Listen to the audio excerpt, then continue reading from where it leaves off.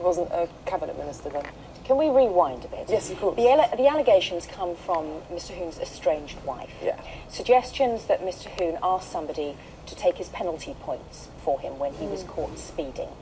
Right, where does it go from that? What do we know now? Well, what are the facts that we know? Right, so we know that Essex Police, which is the local police force for the area where he's supposed to have somebody who owns it, who was driving in his car, and is that either? We now know that it's his estranged wife who's making the allegations that he asked her to take the ball, or rather didn't ask her to take the points, made her take the points. Essex Police possibly sent a letter to their home in London saying, right, you're up for this speed offence, supposed to be in the evening of a night in March in 2003. At the time Hoon is an MEP, he's supposed to have been able to take 2 flights into the UK, either one in the morning about 10 AM or one in the evening about 10 PM. Vicky Price, his wife from whom he's now separated, is an academic. She was doing a talk at the LAC and then was supposed to be at a dinner in the evening. So, and that's dinner, according to LSE sources, supposed to have gone on till 10 PM.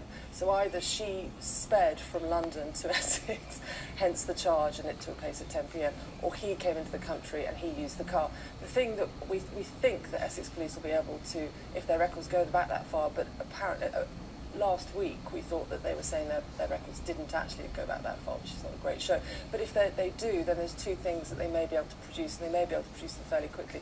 Either a picture of who was in the car at the time, or the actual handwritten and we just documentation. Remind viewers that Mr. Hume strenuously denies the allegations. Absolutely denies the allegations. If well, it comes down to then a battle of wills. Well, also a question of evidence and proof. Yeah. And if there is evidence and proof that the allegations stand up, then presumably Mr. Hume's political career is in serious jeopardy. But if not, then it remains an open question. Indeed. I mean, the 2 things I'd say is, firstly, Downing Street was saying yesterday it is possible to be under criminal investigation and still continue in post. Tony Blair did it when he was under investigation for cash peerages 4 or 5 years ago.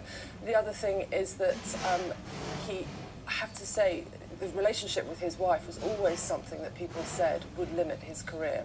I don't think his friends were any under illusions that he could go on to challenge Nick Clegg for the leadership, as loads of people speculate at the moment, and that this is supposed to be why Vicky Price has come out with these allegations.